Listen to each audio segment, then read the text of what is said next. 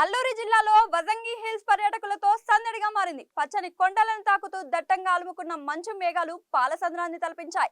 పొరుగు రాష్ట్రాలు, జిల్లాల నుంచి అధిక సంఖ్యలో పర్యాటకులు పాడేరు చేరుకున్నారు.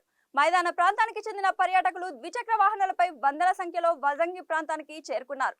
వేకువజామున 5 గంటలకు వజంగి హిల్స్ కు చేరుకున్నారు. అక్కడి మంచు అందాలను చూసి పరవశించిపోయారు. భారీగా పర్యాటకులు తరలి రావడంతో సందడి వాతావరణం నెలకొంది.